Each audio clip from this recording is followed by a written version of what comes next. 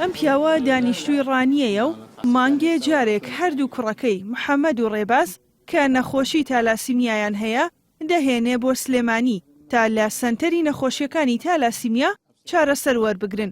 ڕەنگە ئەو دایک و باوکانەی کە وەکو ئەم پیاوە منداڵی نەخۆشیان نییە لە ئێش و ئازارەکانی تالاسیمیا تێنەگەن. خاونی سێ منداڵم لەوان دویان هەڵگری نەخۆشی تالاسیمان زۆری مایزەرن بەڵێم ماگەنە 21 ڕۆژ جارێک دێم وێرە خوێناتیەکەین دواتر دێرکانەش دەڕۆینەوە بۆ مەسروفێکی زۆریان دێتە سەرێ و منداڵانە. حەوت ماگی بوو محەممەد نەخۆش دەبوو هەر هاتووی دکتۆران پێکرد دوای لە ڕانە کوتیان بیبە بوو هەولێر لە هەولێر لەوێ کە فاسماکە وتیان کاکە نەخۆش تالاسیمەیە.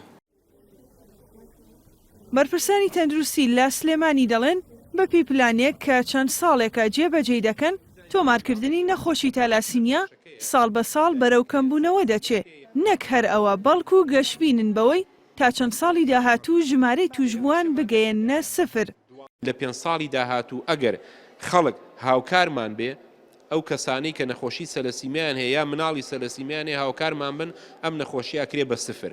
ئەگەر ژنەکە سکی بوو لە 10 هەفتەی سەردانی ئێمە بکە ئێمە فەحسی مناڵەکە یەکەین ئەتوانین تەشخیصی بکەین وەکو وڵاتانی دەرەوە کە ئەمە تەنها لە سلێمانی یەکرێ. ئەگەر سەلەسیمیا بوو ئێمە موافقەتی لیژنەی فتوا و یەکێتی زانایانمان هەیە کە ئەو مناڵە وا باشترێک کە لەبار ببرێت. بە گوێرەی ئاماری کۆمەڵی تالاسیمیا لە هەرێمی کوردستان 3700 نەخۆشی تالاسیمیا تۆمار کراوە. شارەزایانی نەخۆشیەکە ڕوونی دەکەنەوە تالاسیمیا لە دایک و باوکی توشبووەوە دەگوازرێتەوە بۆ نەوەکانیان بۆ ئەوەی کە ڕێگە لە زۆربوونی ڕێژەی توشبووان بگیرێ باشترین چارەسەر پشکنینی خوێنی کچ و کوڕە پێش هاوسەرگیری. زۆری نسبەتی هەڵگر هاوسەرگیری نێوان خزمان هەروەها نزبی ئاستی و هۆشیاری وڵاتیان سەبارەت بە نەخۆشیەکە.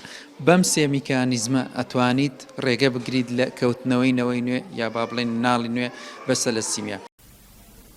بۆ چارەسەر و ڕاهێنانی هەر توشبوویەکی تالاسیمیا تێچووی ساڵێک دەگاتە 50 تا 60 هزار دلار. ئەمە لە کاتێکدایە کە ساڵانە ڕێژەیەکی زۆر خوێن دەبەخشێ بە بانکەکانی خوێن و لەوێشەوە دەکرێتە توشبووانی تالاسیمیا.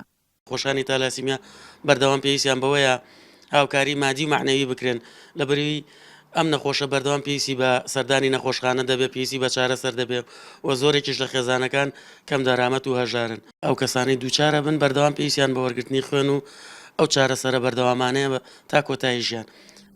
نەخۆشی تالاسیمیا کەم خوێنی بۆ ماوەییە بەهۆی بوونی ناتەواوی لە هێمۆگڵۆبینی خوێندا دروست دەبێ و وا لە مرۆڤی توشبوو دەکات کە کەم خوێن بێ و بۆ هەموو ژیانی پێویستی بە وەرگرتنی خوێن دەبێ. سێ جۆر نەخۆشی تالاسیمیا هەیە ئەوانیش تالاسیمیای بچووک و ناوەند و تالاسیمیای قورس. ژاڵە محەممەد نارتی سلێمانی.